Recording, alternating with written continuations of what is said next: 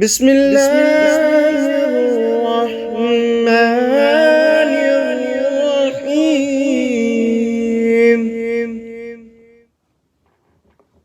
الحمد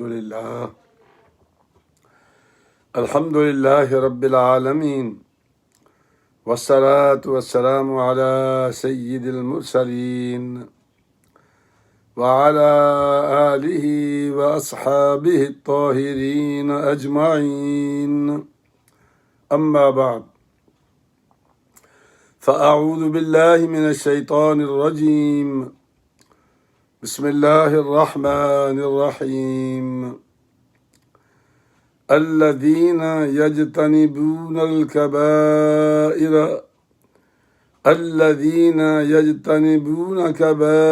الإثم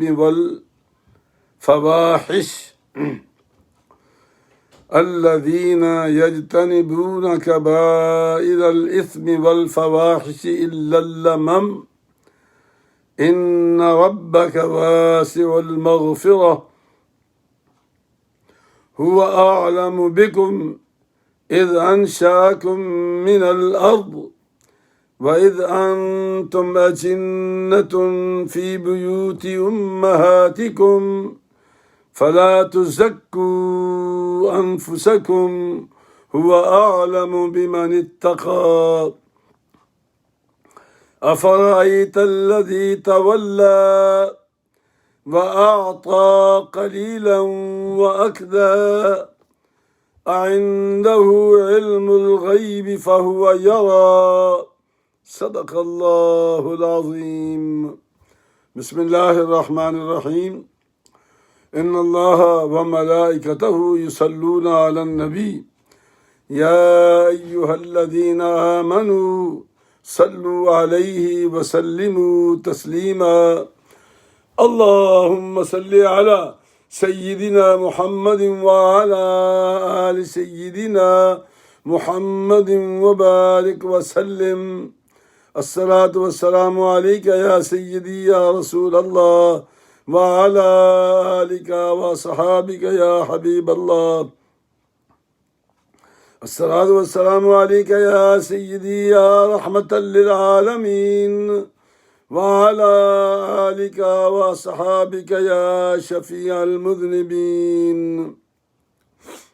انتہائی واجب الاحترام دوستو، بھائیوں، عزیز بچوں، بہنوں اور بیٹیوں، السلام علیکم ورحمۃ اللہ وبرکاتہ. الحمدللہ ثم الحمدللہ، اللہ پاک کے پاک فضل و کرم سے، سرکار دو عالم صلی اللہ علیہ وسلم کی نظر عنایت سے، اور یقین کریں آپ کی دعاؤں سے، اور اس عاجز کی دعا جو آپ کے لیے ہے، ان دعاؤں کا صدقہ میں آپ کے سامنے بیٹھا ہوں.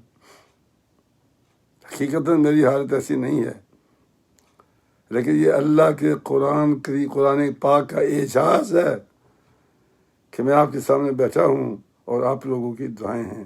اللہ پاک ہمارا مل بیٹھنا قبول فرمائے، اور اللہ کا قرآن سن کر، سمجھ کر اس پر عمل کی توفیق عطا فرمائے. اور مزید یہ کہ آج دنیا میں بھی سوشل میڈیا پر بیٹھا ہوں، دنیا بھی بیٹھی ہے، لیکن شکل و صورت، گفتگو، بیان، اس کی بیک گراؤنڈ دیکھ لیا کرو کہ کس بال بوتے پہ بول رہا ہے. اگر تو اس کا ماخذ اللہ کا قرآن اور نبی کی سنت ہے، وہ ہمارے سر کا تاج ہے. میرا بھی پھر سن لے، اللہ کا قرآن، نبی کا فرمان، نبی کی سنت، ٹھیک ہے. اگر تو اس کی بنیاد یہ ہے، پھر تو سر کا تاج ہے. اگر لاڑ مکالے اور ڈکالے اور کمالے اور للالے اس قسم کے وہ حوالے دے رہا ہے، تو اس کا ہم سے کیا تعلق ہے بھائی؟ ہم تو سرکار کے غلام ہیں. ہم نے تو قرآن وہ پڑھنا ہے جس کو حضرت عبداللہ بن عمر نے فرمایا سرکار کی بات کو، فاروق اعظم نے یوں عرض کی، حضرت علی المرتضیٰ سے یوں روایت ہے. ہم نے تو وہ دیکھنا ہے کہ یہ روایت کہاں سے لے رہا ہے؟ تو یہی تو مار کھا گئے ہم لوگ. جب ادھار کے لوگ لیتے ہیں نا تو پھر بڑا غرق ہو جاتا ہے. وہ دنیا کا نظام ہو یا دین کا نظام ہو، بندے اپنے ہی چگے ہوتے ہیں. جی مانگے ہوئے لوگ کبھی آپ کا ساتھ نہیں دیں گے. ساتھ کون دے گا؟ جو حشر تک آپ کے ساتھ جائے گا، جس کا نام محمد رسول اللہ صلی اللہ علیہ وسلم. سورہ نجم ہے، 53 سپارہ ہے، 53 اس کا نمبر ہے سورہ نجم کا، 53 نمبر ہے سورہ نجم کا. سپارہ 27 ہے، آیات 32، 33، 34 اور 35، 4 آتے ہیں. مضمون آپ سن لیں. اللہ کا قرآن ہے، آسان ہے، آپ کو کوئی ضرورت نہیں ہے دماغ کھپانے کی. اتنا آسان اللہ کا قرآن ہے، شاید ہی دنیا کی کوئی کتاب ہو. میں تو یہی سمجھا ہوں. جب بھی پڑھتا ہوں تو ایسا لگتا ہے یہ اللہ پاک میرے دل میں خود ہی اتار رہا ہے، لیکن شوق سے، محبت سے، عقیدت سے، اور سرکار کی محبت رکھ کر. وہ ایک ویسے کی زمانے میں کہا تھا، اگر آپ کو میرا شعر یاد ہو، وہ کہتے ہیں کہ بنا عشق محمد جو پڑھتے ہیں بخاری. حدیث تو سرکار کی ہے نا، تو ذات تو افضل ہوگی، پھر اس کی باتیں افضل ہوں گی. جب ذات افضل نہیں تو باتوں کی کیا حیثیت ہے بھائی؟ وہ کہتے ہیں کہ بنا عشق محمد جو پڑھتے ہیں بخاری، آتا ہے بخار ان کو آتی نہیں بخاری. کیا معنی ہے اس کا؟ معنی یہ ہے میرے بھائی کہ جو سرکار دو عالم کی سنت ہے اللہ کے قرآن کے بعد، وہ فائنل ہے، اس میں کوئی رن ترانی نہیں ہے. اس لیے تو امام ابو حنیفہ رحمۃ اللہ علیہ نے فرمایا تھا، اگر میرا کوئی مسئلہ آپ کو فقہ کا ایسا لگے کہ اللہ کے پاک پیغمبر کی حدیث سے ٹکرا رہا ہے تو حدیث لے لینا، مجھے چھوڑ دینا. یہ ہیں ہمارے اسلاف. اللہ اکبر، کیا خوبصورت لوگ تھے. تو 4 آیات ہیں. ارشاد بڑا واضح ہے اللہ کا. اللہ پاک بتا رہا ہے کفار مکہ کو، مشرکین کو، مدینے کے منافقین کو بتا رہا ہے کہ میں حساب لوں گا تمہارا، چھوڑوں گا نہیں تمہیں. یہ تمہاری غلط فہمی ہے. یہ 2-4 دن کی زندگی، یہ جو تمہارا زور ہے، یہ جوانی تک ہی ہے. اب ہم بوڑھے لوگ ہیں نا، ہم سے پوچھو بڑھاپا کیسے گزر رہا ہے. یہ جوانی کا زور ہے صرف. جیسے جیسے ڈھلو گے میرے بھائی، ہر شے کمزور ہو جائے گی تمہاری. صرف ایک چیز قائم رہے گی تمہارے ساتھ، اور وہ کیا ہے؟ اللہ کی محبت، سرکار کا عشق. یہ کبھی کمزور نہیں ہوگا. جس کو یہ ڈھنگ آ گیا تو ارشاد ربانی ہے. اللہ فرماتے ہیں کہ ان کی باتیں کرنے کے بعد فرمایا کہ میرے وہ بندے جو یہ کام کریں گے تو ان کے لیے میں نے کیا اجر رکھا ہے. سماعت فرمائیں، پرہیزگاری کا انعام کیا ہے. اللہ فرماتا ہے الذین یجتنبون کبائر الاثم والفواحش الا اللمم. وہ لوگ جو بچتے ہیں بڑے گناہوں سے اور بے حیائی سے.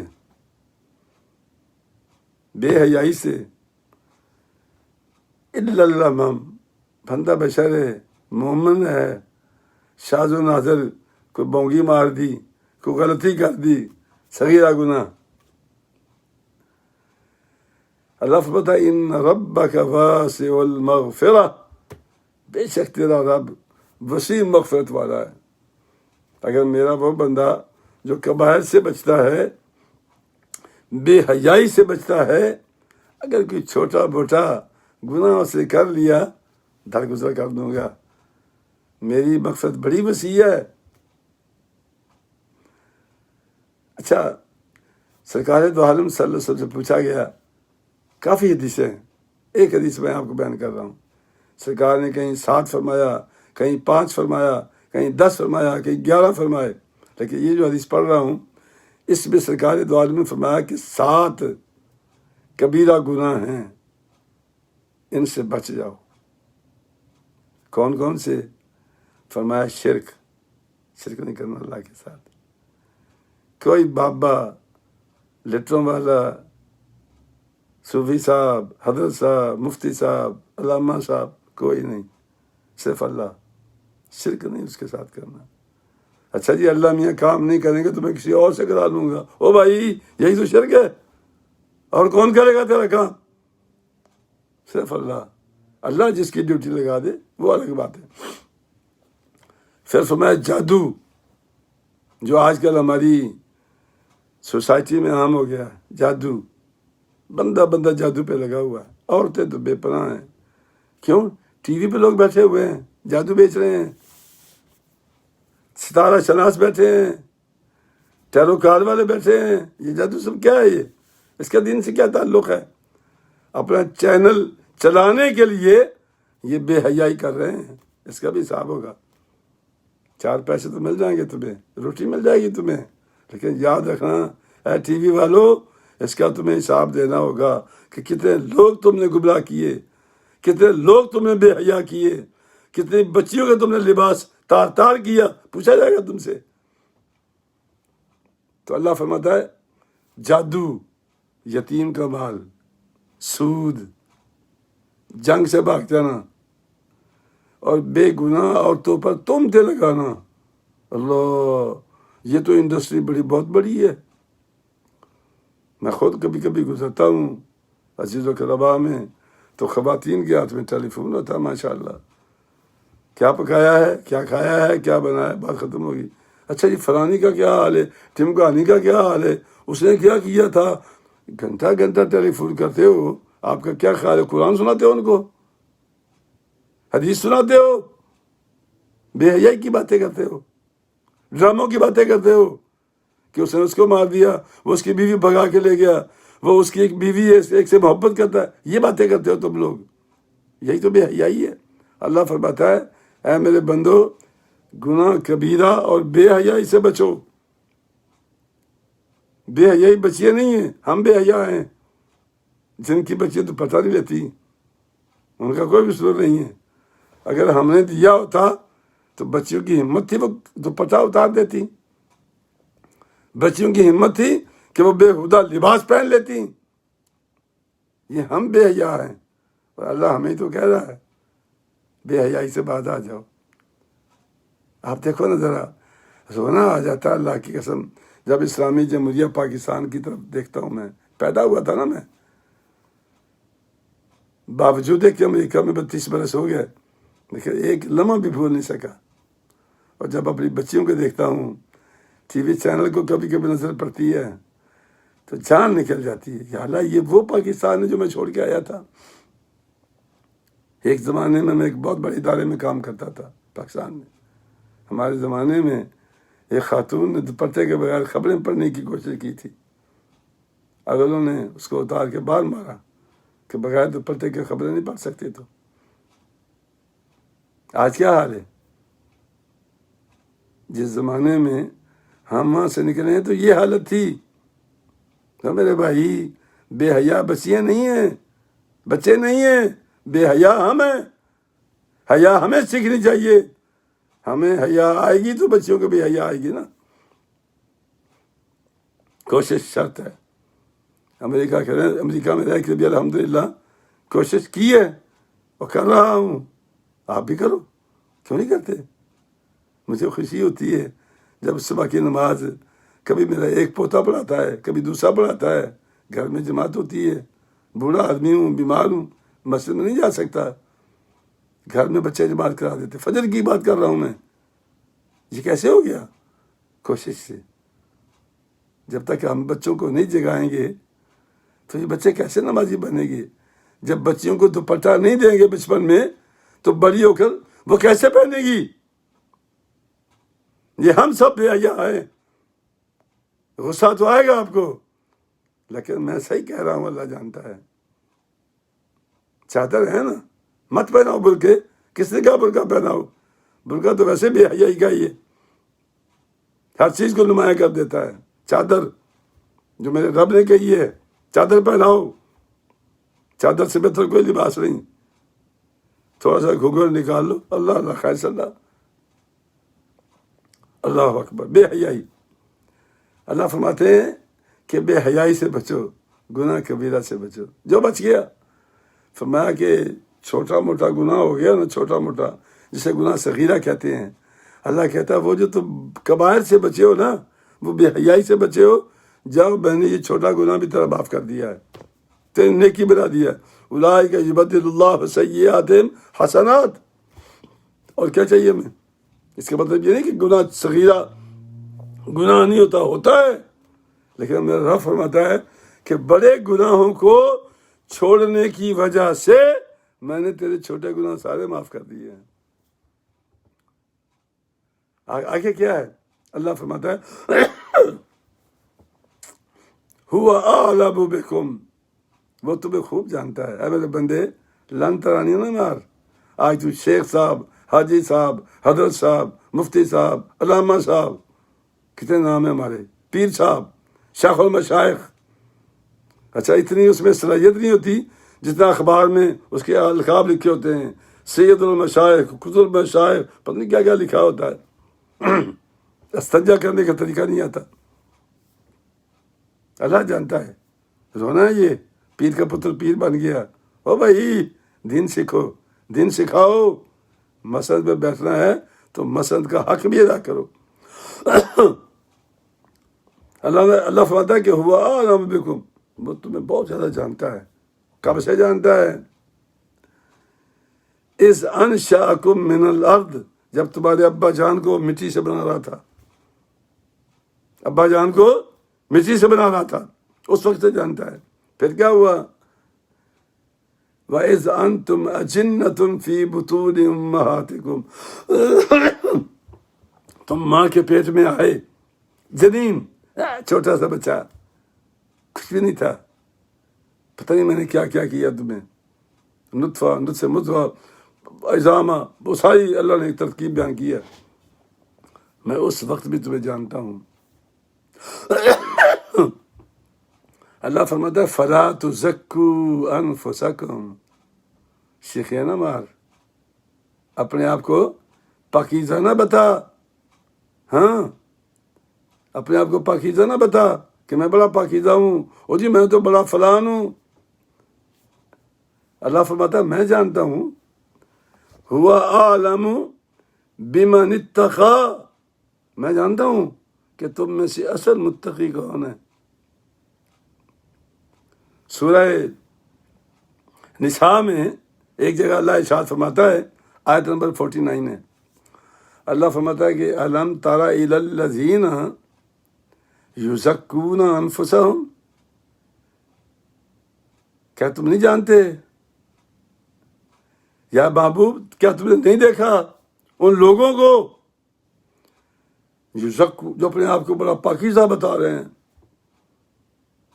کم ظرف لوگ اپنی نیکیوں کو بڑی اترانے لگتے ہیں، اپنی پارسائی اور پرہیزگاری کے قصے جھوم جھوم کر بیان کرتے ہیں، اور یہ باتیں اللہ کو سخت ناپسند ہے۔ وہ نعت خوان ہوتے ہیں نا، ان کو پیسے دیتے ہیں، وہ پیر صاحب کی شان میں کلابے بلاتے ہیں۔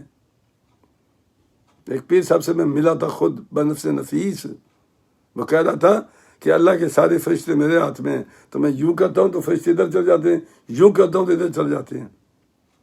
جی، یہ خود کہا تھا اس نے مجھے، اس کا چہرہ دیکھ کر لعنت پڑتی تھی اس پہ، چہرے پر ایمان نہیں تازہ ہوا چہرہ دیکھ کر۔ جس کا چہرہ دیکھ کر ایمان نہ تازہ ہو اور وہ بونگیاں مارے تو یہ برداشت کے قابل ہے نہیں۔ ہم نہیں کہتے بھائی ساری دنیا پگڑی پہنو یاد، ہم نہیں کہتے کہ یہ بڑی بڑی داڑھی رکھو، کون کہتا ہے نہ رکھو، لیکن چہرہ تو خوبصورت ہو۔ اللہ جمیل و یحب الجمال۔ ایک حضرت صاحب کو میں نے دیکھا، ان کا رنگ بھی کالا تھا ماشاءاللہ، اوپر سے کالے کپڑے پہنے ہوئے تھے، اللہ اکبر، پتہ ہی لگ رہا تھا کہ حضرت صاحب کہاں بیٹھے ہیں۔ سفید لباس ہے نا کالے بندے کے لیے، سفید پہن لباس، تیرا رنگ نمایاں ہو جائے گا۔ بھائی شکل بنا اپنی، جس کو لوگ دیکھ کر خوش ہو جائیں. ہمیں برا کہہ لو جتنا کہہ سکتے ہو، لیکن یاد رکھو جو چہرہ نبی کے چہرے سے ملتا ہوگا بہار اسی کی ہے. ایک حضرت صاحب نے مجھے کہا جی میرے پاس 40 حدیثیں ہیں داڑھی کترانے کی. تو میں نے کہا میرے پاس 41 حدیثیں داڑھی بڑھانے کی، مقابلہ کر لیتے ہیں. او بھائی یہ داڑھی کترانے بڑھانے کی بات نہیں ہے، بات یہ دیکھی ہے. سرکار دو عالم جمعہ شریف کے جب جمعے کے لیے تیار ہوتے تھے نا تو سرکار شریف کو ہاتھ لگاتے تھے، کنگھی پھیرتے تھے، کوئی بال ادھر ادھر ہوتا تھا نا تو وہ نکال دیتے تھے، کاٹ دیتے تھے، ایسے سرکار گول داڑھی بناتے تھے. لکھا ہوا ترمذی شریف میں، شمائل رسول میں پڑھ لو. بھائی کوئی منہ پہ ہوگا تو خراش تراش ہوگی. ایک صحابی کے ساتھ 2 بال تھے لیکن لمبے تھے، تو وہ ہر نماز کے بعد وضو کے بعد کنگھی نکالتا اور کنگھی کرنے بیٹھ جاتا. تو ایک بندے نے مزاق کیا اس سے، کہنا جی صاحب آپ کے منہ پہ داڑھی تو ہے نہیں، یہ کنگھی کس بات کی پھیرتے ہو؟ اس نے کہا داڑھی نہیں ہے تو یہ 2 بال کس کے ہیں؟ یہ داڑھی سے نکلے نا. تو میں تو ان 2 بالوں پہ کنگھی پھیر کے داڑھی پہ کنگھی پھیرنے کی سنت ادا کر رہا ہوں. میں نے 2 بال نہیں دیکھے، میں نے نبی کی سنت دیکھی ہے. تو بھائی تیرے منہ پہ داڑھی ہوگی تو کنگھی پھیرو گے نا. اللہ اکبر. ڈر لگتا ہے لوگوں کی باتوں سے، خوف آتا ہے. فرمایا کہ الم تر الی الذین یزکون انفسہم، محبوب نہیں دیکھا تم نے ان لوگوں کو جو اپنے آپ کو پادشاہ بنا رہے ہیں، بونگیاں مار رہے ہیں، خود نمائی کر رہے ہیں، پادشاہی بیان کر رہے ہیں. اللہ کیا فرماتا ہے؟ بل اللہ یزکی من یشاء. تم اپنے آپ کو کیسے پاکیزہ بناؤ گے؟ پاکیزہ تو اللہ بناتا ہے. بل اللہ یزکی من یشاء، وہ پاکیزہ اس کو کرتا ہے جس کو چاہتا ہے. ولا یظلمون فتیلا، اور کسی پر کوئی ظلم نہیں ہوگا. پاک صاف تو اللہ کرے گا، ہمیں کیا پتا. اللہ کہتا کہ ہوا عالم، میں تو تم جانتا ہوں کہ تم کہاں سے کیسے آئے ہو، اور یہ جو لن ترانیاں اب مار رہے ہو، پتہ ہے تمہیں کہ یہ سب کام اللہ کے ہاتھ میں ہے. تم اپنی پادشاہی بیان نہیں کر سکتے، صرف اللہ تیرے لیے کرے گا. بندے پیدا کر دے گا، لوگ پیدا کر دے گا، تیری پادشاہی بیان کریں گے. ولید بن مغیرہ یہ سرکار کے زمانے کا رشتہ دار تھا سرکار کا. تو کبھی کبھی آ کے آپ کی مجلس میں بیٹھ جاتا، قرآن سنتا، دل پہ لگنا شروع ہو گیا. کہتا تھا محمد صلی اللہ علیہ وسلم، کوئی شک نہیں ہے کہ یہ کسی شاعر کا کلام نہیں ہے، یہ کسی کا کلام نہیں ہے، یہ پتہ نہیں کون سا کلام ہے. تو آہستہ آہستہ دل اس کا اسلام کی طرف مائل ہو گیا. اچھا اس کا جگری یار تھا، اس کو ملا، اس سے کہا ولید میں نے سنا تو مسلمان ہو گیا ہے. اس نے کہا نہیں مسلمان تو نہیں ہوا، بس ویسے وہ قرآن اچھا پڑھتا ہے وہ، بس مجھے تو خوف آتا ہے کہ جب وہ آخرت کے عذاب کی باتیں کرتا ہے نا تو پھر مجھے خوف آتا ہے. کہتا چھوڑ یار بیوقوف آدمی، کس چکروں میں پڑ گیا تو. دیکھ بات سن، تیرے آبا و اجداد کا دین بہت اعلیٰ ہے، وہ تو تم سے ہم چلے آ رہے ہیں کئی ہزار سال سے. تو ایسا کر، مجھے تو جانتا ہے نا. کہا ہاں. کہا میں تیرا ٹھیکہ لیتا ہوں، ذمہ داری لیتا ہوں، کل قیامت کے دن اگر تجھے کوئی عذاب ہوگا نا تو میں اپنے سر لے لوں گا، چل، لیکن تجھے کچھ قیمت ادا کرنی پڑے گی یہ کام کرنے کے لیے. اس نے کہا کیا؟ اس نے کہا جی میں تم سے اتنے پیسے لوں گا اور تمہارا عذاب اپنے ساتھ پہ سہ لوں گا. وہ بیوقوف آدمی تیار ہو گیا. تو اس نے کہا ٹھیک ہے، وعدہ کر لیا کہ ٹھیک ہے میں تجھے پیسے دیتا ہوں، قیامت کے دن تو میرا عذاب اٹھا لینا. اب وہ قیامت کے دن عذاب اٹھانے کے چکر میں تو اللہ تبارک و تعالیٰ نے اس بات کو بیان کیا ہے، افرأیت الذی تولی، کیا دیکھا تم نے اس کو جو قریب آ کے دین کے منہ پھیر کے چلا گیا. وَأَعْطَىٰ قَلِيلًا، اچھا اتنا بیوقوف بے ایمان نکلا کہ جیسے ٹھیکہ کیا تھا مال دینے کا، اس کو بھی تھوڑا سا دیا واقعہ اور باقی روک لیا اس نے۔ اللہ فرماتا ہے آئندہ علم الغیب فہو یرا، کیا اس کے پاس غیب کا علم تھا؟ وہ جو بیوقوف وعدہ کر رہا تھا تمہارے ساتھ میں تیرا عذاب اٹھا لوں گا، اس نے دیکھ لیا تھا غیب میں کہ کیا ہونے والا ہے؟ یا وہ دیکھ رہا تھا یا وہ دیکھتا ہے؟ تو اللہ کریم نے ان کی اس کیفیت کو بیان کیا ہے۔ کہتے ہیں جاہل لوگ ہیں کہ یہ اتنا بھی نہیں جانتے کہ کل کا علم اللہ کے پاس ہے۔ وَعِندَهُ علم الغیب وَعِندَهُ علم الساعة وَيُنَزِّلُ الغیث وَيَعْلَمُ مَا فِي الْأَرْحَامِ وَمَا تَدْرِي نَفْسٌ مَاذَا تَكْسِبُ غَدًا وَمَا تَدْرِي نَفْسٌ بِأَيِّ أَرْضٍ تَمُوتُ۔ کوئی نہیں جانتا سوائے اللہ کے۔ قیامت کا علم کس کے پاس ہے؟ صرف اللہ کے پاس ہے۔ بارش کو کب ہوگی؟ اب یہ ہمارے امریکہ میں ہم لوگ رہتے ہیں، بڑا سسٹم ہے یہاں پر، ہمیں 2-4 روز پہلے بتا دیتے ہیں کہ جی سیلاب آ رہا ہے، طوفان آ رہا ہے، بارش آ رہی ہے، برف آ رہی ہے۔ ہم فٹافٹ کتابیں، چیزیں، کپڑے، کاغذ، دودھ مودھ سب اکٹھا کر لیتے ہیں۔ اچھا جب پتہ چلتا ہے کہ آج طوفان ہم سے ٹکرانے والا تھا، ساتھ ہی اعلان ہو جاتا ہے I'm so sorry، طوفان نے راستہ بدل لیا ہے۔ تو بھائی تم نے تو نہیں بدلا نا، اللہ نے بدلا ہے۔ اور ہمیں یہ کہتے جی کچھ نہیں ہوگا، موجیں کر دو۔ وہ ایک طوفان آیا تھا، ڈنڈی منڈی پتہ نہیں کیا تھا، ہمارے چھتوں سے اوپر پانی کیا، چونکہ ہم جزیرے میں رہتے ہیں، میں جزیرے میں رہتا ہوں، چاروں طرف پانی ہے میرے، ادھر سے پانی اٹھا ہمارے گھروں سے اوپر، لوگوں کو مکان لے گیا، چیزیں لے گیا، پتہ نہیں کیا کیا لے گیا۔ یہ اللہ کا کام ہے۔ یعلم ما فی الارحام، مشین لگا کے پتہ تو کر لیا تم نے کہ بچہ ہے اس میں کہ نہیں ہے، یہ بچہ ہے کہ بچی ہے، کر لیا پتہ۔ جو پیٹ بانجھ ہے، بنانا بچہ اس میں، وہ تو عورتوں کے پیٹ تم ادھار لیتے ہو، پیسے دیتے ہو ٹیسٹ ٹیوب بیبی کے لیے، پیدا کرو اسے۔ اللہ کہتا ہے اسے میں کر سکتا ہوں، چونکہ بی بی سارہ رضی اللہ تعالیٰ عنہ نے کہا تھا نا انا عجوزم وہذا بالی شیخا۔ او فرشتے کیا کہہ رہا تو؟